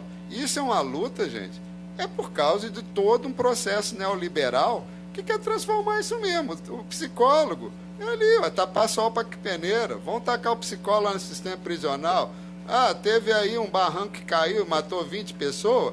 Não vamos questionar se foi a prefeitura que deixou construir aquele terreno, se foi lá em Minas, se é CEMIG que pôs luz lá, por que deixaram construir ali? Aí quando cai é o psicólogo. Os meninos aí que estão sem família, vivenciando violência, como é que é a realidade dessa comunidade? Pai excluído, avô excluído, a violência ali do lado, um menino de 12 anos armado, tem carro, tem tudo. E é esse menino que o psicólogo vai ter que cuidar? Não. O psicólogo ele tem que manter o trabalho, ele tem que ter esse espaço do sindicato, espaço de discussão com os colegas, participar de seminário, para pensar como é que ele vai fazer sem se expor.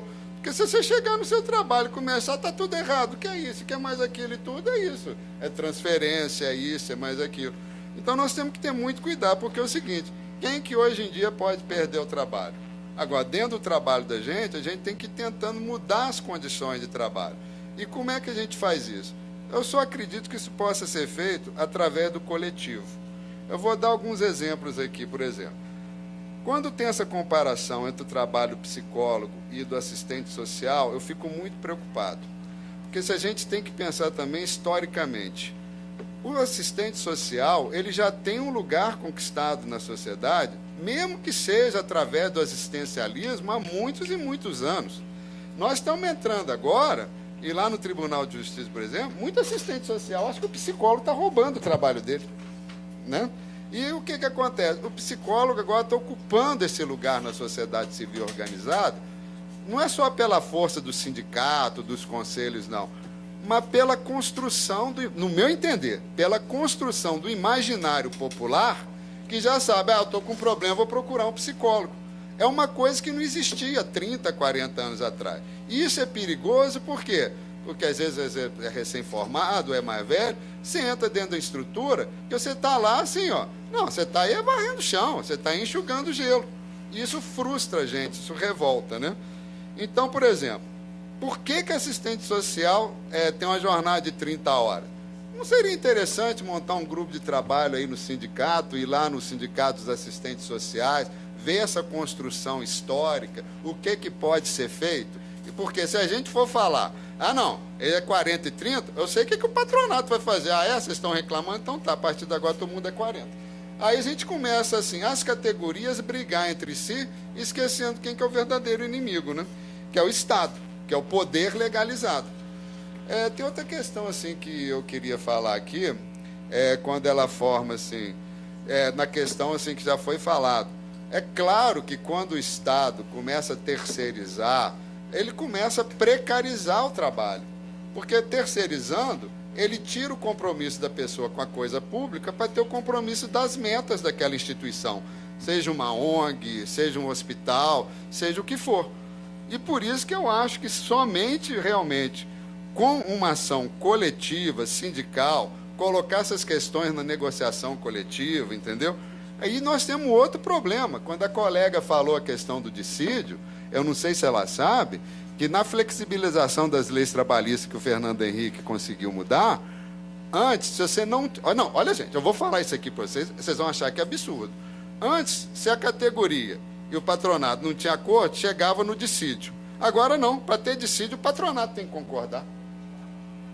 Onde é que você viu um negócio desse? E para concluir, porque eu quero ouvir também um pouco da André e tudo, eu acredito que é o seguinte, todos nós estamos vivendo uma sociedade que a gente não lutar pelos nossos direitos, mas de uma forma coletiva, de uma forma inteligente, sem se expor, entendeu? Eu acho que aquela coisa assim, da conversa do ouvido, da micro-revolução, ter o apoio ali do serviço geral, do guarda, do médico, né, se for possível, da enfermeira, montar uma equipe, né? E eu acho que, na minha fala, basicamente seria isso. Eu acredito que teria que ser realmente alguma questão coletiva através da entidade sindical, porque a mudança vai partir da gente, mas a gente tem que se proteger, resguardar, assegurar o nosso emprego e também garantir a nossa saúde mental. Só uma questão que falaram, pois é, a gente sempre... E agora, como é que eu vou consultar um psicólogo? Eu não tenho dinheiro? Bom, convênio médico, pelo menos Unimed, você pode ter 12 sessões por ano.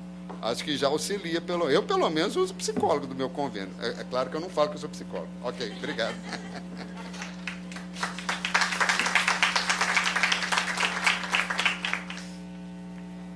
A gente não tem vale transporte, nem convênio, nem dissídio. Então, Não, acho que você tem que ver o seguinte, qual que você, assim, as outras instituições que são parecidas com a sua, como elas resolveram esse problema? Acho que tem que conversar, participar de eventos e tudo. E até sobre o dissídio, né? Você falou, a gente chamou... Se você quiser, eu converso com você daqui a pouco, porque ela tem mais algumas... Não, porque tem algumas questões... Não, mas eu faço questão de conversar com você. Nessa negociação... Vamos conversar. Não estou pegando avião daqui a 5 minutos. Essa preocupação é por causa do espaço que fecha 21h30 e aquela senhora queria fazer uma pergunta e eu não consigo. Rapidamente.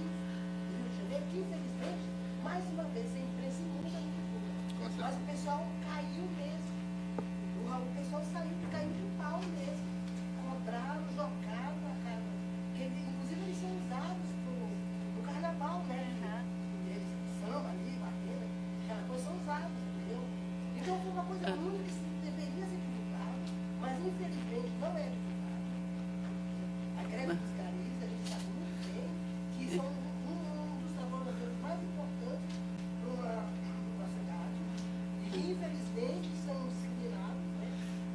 Legal, Luciana. Luciana, né, seu nome? Obrigada. Eu só não queria deixar você sem voz, que eu acho que, né, tem que dar espaço, pelo menos um minutinho para todo mundo, né?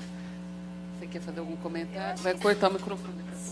Só para finalizar, né, eu acho que o Arthur já apontou, nós precisamos pensar de modo mais coletivo, né?